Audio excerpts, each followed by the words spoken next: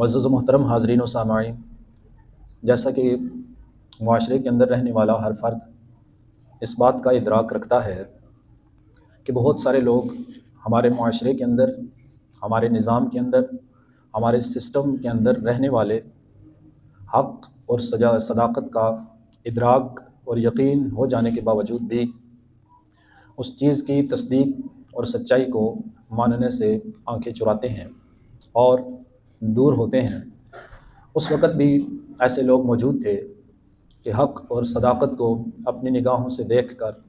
किरदार से पहचान कर, मामलात से इदराक करने के बावजूद भी ज़ाहिरी तौर पर बरसरे महफ़ल और बरसरे मजलिस इस बात से इनकार कर दिया करते थे। करीम आक़ा सल्लल्लाहु तआला अलैहि वसल्लम के ग़ुलामों, अगर मैं आपके सामने मिसाल रखूँ तो अबू जहल,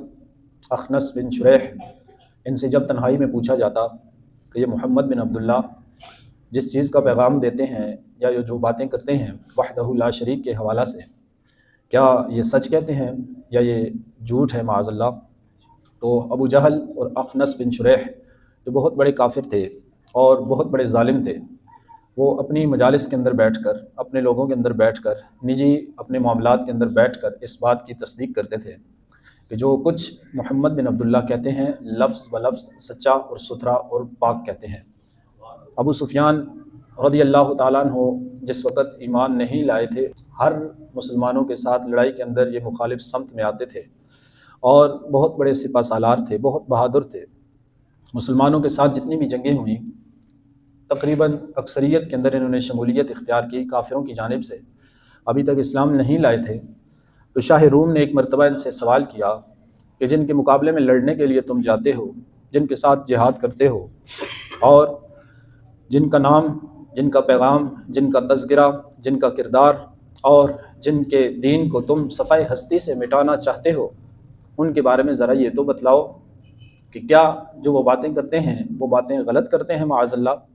वो झूठ कहते हैं या कोई गलत बात करते हैं, गलत पैगाम फैलाते हैं। तो अबू सुफियान ने वहाँ शाह रूम के दरबार में खड़े होकर इस बात का इकरार किया कि मुखालिफत अपनी जगह, न मानना अपनी जगह पर, मगर मोहम्मद बिन अब्दुल्ला जो एक एक बात, एक एक लफ्ज़, एक एक जुमला कहते हैं वो सच्चाई पर मबनी कहते हैं। हमने कभी उनकी ज़ुबान से कमज़ोर लफ्ज़ और जुमला नहीं सुना है। करीम आक़ा सल्लल्लाहु तआला अलैहि वसल्लम के ग़ुलाम, मगर इसके बावजूद भी मानने से इनकार किया कुफ़ार ने और मुशरिकीन मक्का ने। करीम आक़ा अलैहिस्सलातु वस्सलाम के पैगाम को, दावत को उन्होंने नहीं माना। मगर कुर्बान जाएँ हज़रत सैयदना सिद्दीक़ अकबर रज़ियल्लाहु ताला अन्हु की सदाक़त व अदालत पर, आपकी सच्चाई पर कुर्बान जाएँ कि ऐसा माने कि रब ने कुरान के अंदर आयत नाज़िल करके कह दिया कि वल्लज़ी जाअ बिस्सिद्क़ि व सद्दक़ बिही उलाइका हुमुल मुत्तक़ून। अल्लाह रब्बुल जलाल का वो ख़ास बंदा कि जो सच्चाई को लेके आया और उस सच्चाई की तस्दीक करने वाला, उलाइका हुमुल मुत्तक़ून, ये सारे मुत्तक़ीन में से हैं। इसी बुनियाद पर हज़रत सैयदना सिद्दीक़ अकबर रज़ियल्लाहु ताला अन्हु ने करीम आक़ा अलैहिस्सलातु वस्सलाम का साथ निभाया और फिर मेरे आक़ा अलैहिस्सलातु वस्सलाम हज़रत सिद्दीक़ अकबर रज़ियल्लाहु ताला अन्हु के साथ इस कदर मोहब्बत करते थे और इस कदर एतमाद करते थे कि एक मरतबा एक बंदा करीम आक़ा अलैहिस्सलातु वस्सलाम की खिदमत अक़दस में हाज़िर हुआ। अर्ज़ करने लगा, या रसूल अल्लाह सल्लल्लाहु ताला अलैहि वसल्लम, फ़लाँ जगह खेत के अंदर मैंने एक बैल को देखा है, एक बैल को देखा, एक गाय को देखा, वो कलाम कर रही है, बातें कर रही है। लोगों को मैंने ये बात बतलाई तो लोग मेरी बात का इनकार करने लगे, मेरी बात की तस्दीक नहीं करते। तो मेरे करीम आक़ा अलैहिस्सलातु वस्सलाम ने फरमाया, कोई और तस्दीक करे तेरी बात की या ना करे, मैं अल्लाह का रसूल होकर तेरी बात की तस्दीक मैं भी करता हूँ और मैं ही सिद्दीक़ अकबर की भी तस्दीक करता हूँ।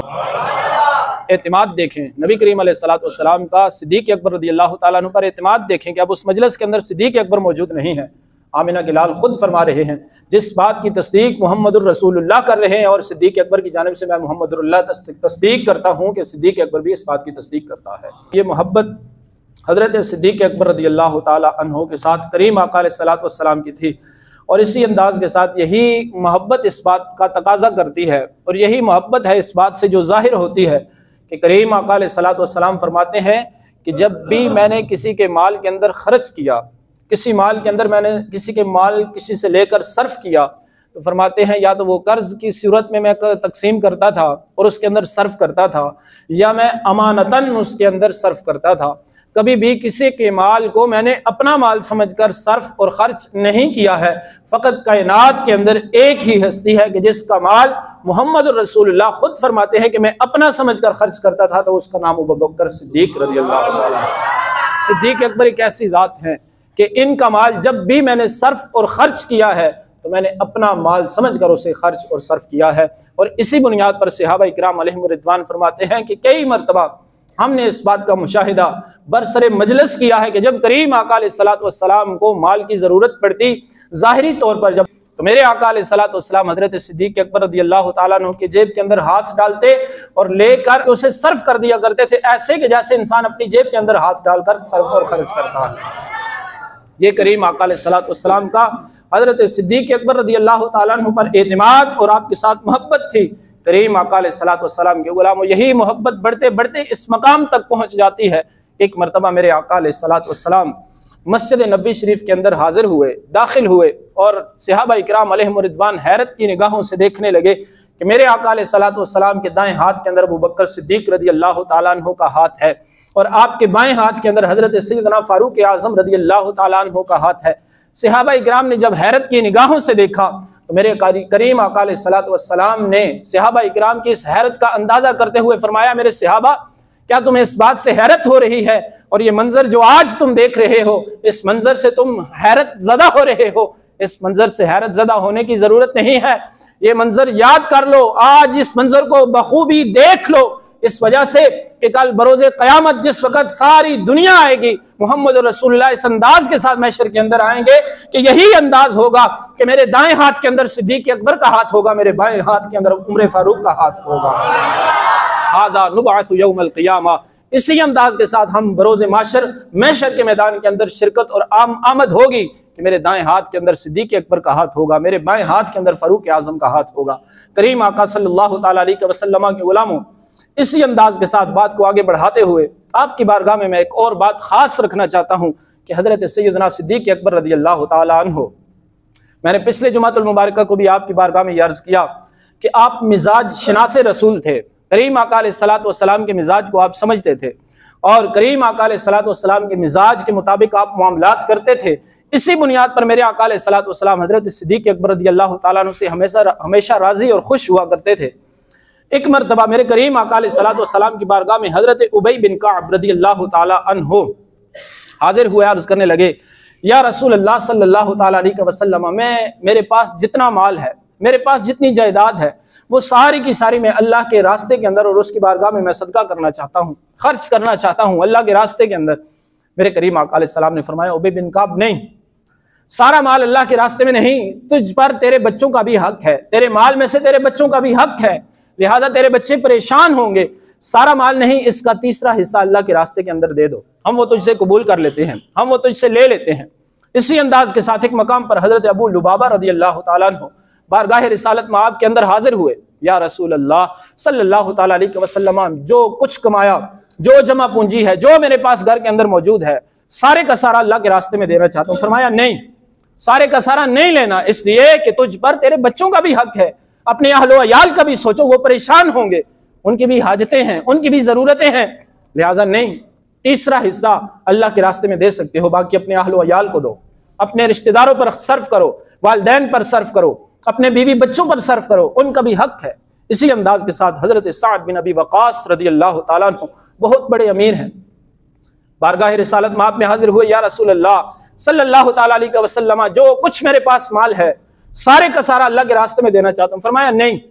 तुझ पर तेरी औलाद का भी हक है, तुझ पर तेरी बीवी बच्चों का भी हक है, तुझ पर तेरे वालिदैन का भी हक है, रिश्तेदारों का भी हक है, इसलिए सारे का सारा हम नहीं लेते, न ही कबूल करते हैं, तीसरा हिस्सा अल्लाह के रास्ते में दे दो, ये हम तुझसे ले लेंगे। फकत एक ही हस्ती इस कायनात के अंदर ऐसी है कि जब मेरे मुस्तफ़ा करीम अलैहिस्सलातु वस्सलाम ने देखा सिद्दीक़ अकबर रज़ियल्लाहु ताला अन्हु अपने सर पर एक गठली बांधकर मुस्तफ़ा करीम की बारगाह में हाजिर हुए, पूछा करीम आका अलैहिस्सलातु वस्सलाम ने, मा अबक़ैत लिअहलिका या सिद्दीक़, ऐ सिद्दीक़ अपने अहलो अयाल के लिए क्या छोड़ के आया है? फरमाया, अबक़ैतुल्लाह व रसूला, या रसूल अल्लाह सल्लल्लाहु ताला अलैहि वसल्लम, घर वालों के लिए अल्लाह और उसका रसूल उनके पास छोड़ के आ गया हूँ। मेरे करीम आका अलैहिस्सलातु वस्सलाम ने जब ये बात सुनी तो मेरे आका अलैहिस्सलातु वस्सलाम खुश हुए। हजरत सिद्दीक़ अकबर रज़ियल्लाहु ताला अन्हु के वजूद पर देखा कि आपके वजूद के ऊपर टाट का लिबास पहना हुआ है और उसके अंदर कांटे के जो बटन हैं वो लगे हुए हैं। करीम आका अलैहिस्सलातु वस्सलाम के गुलाम जरा सोचें, आज इंसान के पास बहुत बड़ी गाड़ी हो, बेहतरीन सूट पहना हुआ हो, बेहतरीन जूता पहना हुआ हो और गाड़ी के ऊपर दस्तक हो, कोई यतीम, कोई मातड़, कोई मांगने वाला, कोई मिस्कीन गाड़ी का दरवाजा और उसका शीशा खटकाए, सबसे पहले तो हमारे मिजाज के ऊपर यह बात गिरां गुजरती है कि इसने मेरी गाड़ी को हाथ कैसे लगा लिया। और अगर इस बात को हम बर्दाश्त कर लें तो फिर उसकी तरफ तवज्जो करें तो वो कहे मुझे अल्लाह के नाम पे कुछ दे दो, तो हम अपनी जेब में हाथ डालते हैं और देखते हैं कहीं 10 रुपए का नोट निकल आए, 20 रुपए का नोट निकल आए अल्लाह के नाम पर देने के लिए, अगर मांगने वाला मुस्तहिक हो तो। हम ये सोचते हैं कि सबसे छोटा नोट निकलना चाहिए अल्लाह के रास्ते में। अहले ईमान जरा गौर करें इस बात पर कि हजरत सिद्दीक अकबर रज़ी अल्लाह ताला अन्हो सारे का सारा माल इकट्ठा किया, अपने वजूद पर अगर कपड़ा पहना हुआ था कीमती तो उसको भी उतार कर उसको भी अल्लाह के रास्ते में दिया। अगर अपने वजूद पर जो एक जरूरत के मुताबिक एक लिबास बाकी रह चुका था उसके ऊपर अगर कीमती बटन लगे थे वो भी उतारे, वे भी सिद्दीक के पास नहीं रहने चाहिए, वो भी मुस्तफ़ा करीम अलैहिस्सलातु वस्सलाम की बारगाह में पेश कर दिए। और फिर नतीजा क्या मिला, इनाम क्या मिला? आखिरत के अंदर तो जो मिलेगा तो वो तो सारी दुनिया देखेगी, पूरे अहले माशर देखेंगे कि जिस वक्त मुस्तफ़ा करीम के दाएं हाथ पर हाथ रखकर सिद्दीक अकबर महशर के मैदान के अंदर वहां आएंगे जहां पर मुस्तफ़ा करीम अलैहिस्सलातु वस्सलाम को सारी दुनिया ढूंढ रही होगी। इस अंदाज के साथ सिद्दीक अकबर के मुकद्दर पर कुर्बान न जाएं कि सिद्दीक अकबर महशर के मैदान में एंट्री ही ऐसे करेगा कि आपके हाथ के ऊपर दाएं हाथ के अंदर मुस्तफ़ा करीम अलैहिस्सलातु वस्सलाम का हाथ मौजूद होगा। इस मुकद्दर पर कुर्बान न जाएं। अहले ईमान जरा गौर करें, इस मंजर को देखें कि मुस्तफ़ा करीम की बारगाह के अंदर सिद्दीक अकबर हाजिर हैं। करीम आका अलैहिस्सलातु वस्सलाम ने फरमाया, और जिस वक्त माल लेकर हाजिर हुए अल्लाह रब्बुल जलाल ने जिब्राईल अमीन को भेज दिया। जिब्राईल अमीन आए, मेरे मुस्तफ़ा, ये हदीस पाक का मफहूम आपकी बारगाह में मैं रख रहा हूँ, कोई सोशल मीडिया की ये पोस्ट नहीं है जो आपको मैं सुना रहा हूँ, हदीस पाक का मफहूम आपकी बारगाह में अर्ज कर रहा हूँ। करीम आका अलैहिस्सलातु वस्सलाम की बारगाह में जिब्राईल अमीन हाजिर हो जाते हैं। अल्लाह रब्बुल जलाल ने भेजा, मेरे आका अलैहिस्सलातु वस्सलाम ने सबसे पहले जब जिब्राईल अमीन को देखा तो जिब्राईल अमीन के वजूद नूरी वजूद के ऊपर टाट का लिबास पहना हुआ है। जिब्राईल, आज तुम इस लिबास के अंदर। हजरत जिब्राईल अमीन अर्ज करने लगे, या रसूल अल्लाह सल्लल्लाहु ताला अलैहि वसल्लम, आज आपके यार ने सारा कुछ आपके कदमों पर निछावर कर दिया, कुर्बान कर देने के बाद अपने वजूद के ऊपर टाट का लिबास पहना है। अल्लाह रब्बुल जलाल को ये अदा इतनी पसंद आई कि मालिक की कायनात ने सब फरिश्तों को हुक्म दे दिया है, आज सुन्नत सिद्दीकी को अपनाते हुए सारे फरिश्ते अपने वजूद के ऊपर टाट का लिबास पहन रखो। या रसूल अल्लाह, इस वजह से जिब्राईल अमीन नूरियों का सरदार हूं, इस बुनियाद पर मैं भी टाट का लिबास पहनकर आपकी बारगाह में आ गया हूं। जिब्राईल, आए कैसे हो, बात क्या है, पैगाम क्या लेके आए हो? जिब्राईल अमीन अर्ज करने लगे, या रसूल अल्लाह, पैगाम ये है, अल्लाह रब्बुल जलाल पूछता है, जिब्राईल अमीन के जरिए पूछता है, ऐ हबीब आप पूछे अबू बकर सिद्दीक से कि अपने वजूद के ऊपर टाट का लिबास पहनकर सारा माल अल्लाह के रास्ते में देकर मुस्तफ़ा करीम अलैहिस्सलातु वस्सलाम पर सारा कुछ कुर्बान कर देने के बाद अल्लाह और उसके रसूल के साथ अबू बकर सिद्दीक राजी हैं। तो मेरे करीम आका अलैहिस्सलातु वस्सलाम ने जब सवाल किया तो हजरत सिद्दीक अकबर ज़ारो के तार रोने लगे। या रसूल अल्लाह, सिद्दीक अकबर की क्या औकात है, मैं इस हाल के अंदर अल्लाह रब्बुल जलाल से राजी हूँ, बल्कि मैं हर हाल में अल्लाह रब्बुल जलाल के साथ राजी हूँ। करीम आका अलैहिस्सलातु वस्सलाम के गुलाम ये हजरत सैयदना सिद्दीक अकबर रज़ी अल्लाह ताला अन्हु का इसार था। और इसी बुनियाद पर करीम आका अलैहिस्सलातु वस्सलाम आपके साथ इतनी मोहब्बत करते थे कि एक मरतबा जलीलुल कदर सहाबी हजरत सैयदना फारूक आज़म रज़ी अल्लाह ताला अन्हु आपके साथ बहस मुबासा हो रहा था, आपके साथ बात हो रही थी हजरत अबू बकर सिद्दीक रज़ी अल्लाह ताला अन्हु की। हजरत अबू बकर सिद्दीक रज़ी अल्लाह ताला अन्हु ने कोई सख्त जुमले कह दिए। जब सख्त जुमले कह दिए तो आपको एहसास हुआ कि मैंने फारूक आज़म को सख्त जुमले कह दिए। फ़ौरन ही आपने माजरत की, आपने माफ़ी मांगी। हजरत सैयदना फारूक आज़म रज़ी अल्लाह ताला अन्हु का मिजाज जलाली है और उस जलाली मिजाज की बुनियाद पर उन्होंने हजरत सिद्दीक अकबर रज़ी अल्लाह ताला अन्हु की माफ़ी की दरख्वास्त को नज़रअंदाज कर दिया। आपने न मानी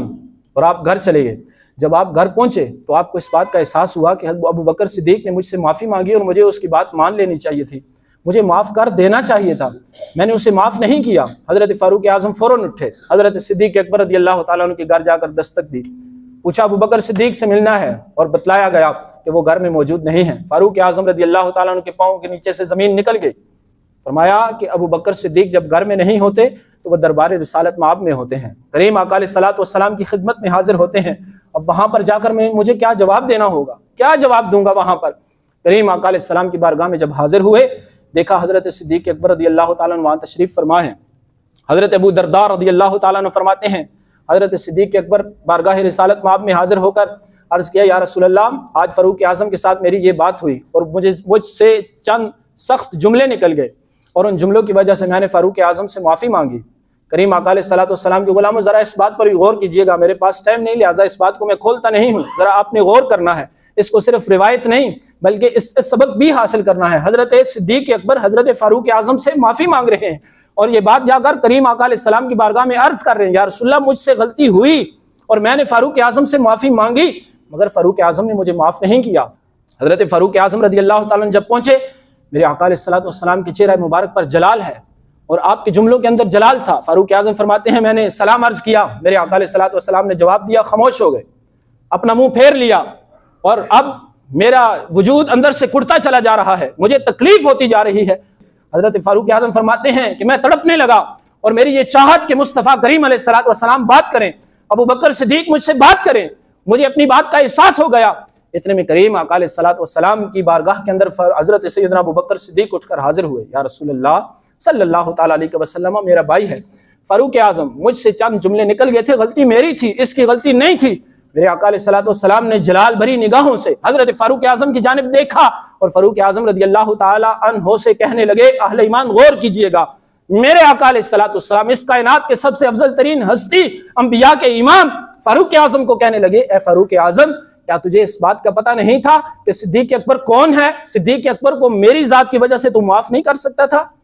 सिद्दीक़ अकबर को मुहम्मदुर रसूलुल्लाह की वजह से तू माफ नहीं कर सकता था। हालांकि तू जो ये जानता है कि जिस वक्त तेरी कौम मेरा इनकार करती थी, उस वक्त मेरी तस्दीक करने वाला जो बंदा था वो उसका नाम अबू बकर सिद्दीक है। जिस वक्त तेरी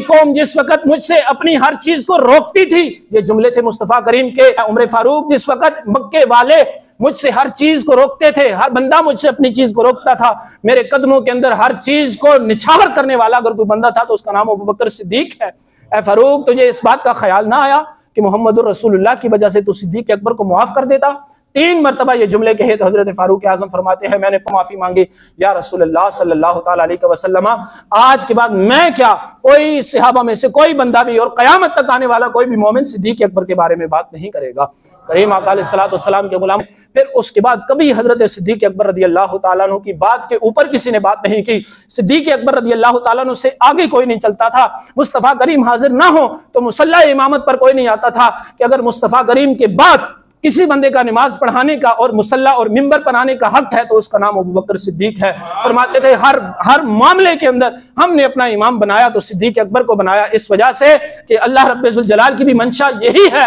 कि मुस्तफ़ा करीम अलैहिस्सलातु वस्सलाम का नायब और खलीफा कोई हो तो वो अबू बकर सिद्दीक ही होना चाहिए। और मुस्तफ़ा करीम अलैहिस्सलातु वस्सलाम के बाद किसी का अगर मकाम, मर्तबा और रुतबा है तो उसका नाम भी अबू बकर सिद्दीक रज़ी अल्लाह ताला अन्हु है। तो अहले ईमान, आपकी बारगाह में भी यह गुजारिश है, पिछले जुमातुल मुबारका को भी आपके मुनाकिब आपके सामने मैंने बयान किए, इस जुमातुल मुबारक को भी आपके सामने बयान किए। ये बयान करने का मकसद ये है कि इतवार वाले दिन 22 जमादी उस्सानी हजरत सैयदना सिद्दीक अकबर रदी अल्लाह ताला अन्हु का यौम विसाल आ रहा है। कोशिश फरमाएं अपने घरों में बैठकर, अपने बच्चों के सामने, अपने अहल व अयाल के सामने बैठकर आपका मुख्तसर सा तज़किरा करके, आपका मुख्तसर सा तज़किरा कर देने के बाद घरों के अंदर दुआया एहतिमाम कर ले। अल्लाह रब्बुल जलाल हज़रत सैयदना सिद्दीक अकबर रदी अल्लाह ताला अन्हु की सदाकत व अदालत का सदका आपके अहल व अयाल पर भी करम फरमाएगा और आपके ईमान को भी अल्लाह रब्बुल जलाल मजबूत फरमाएगा।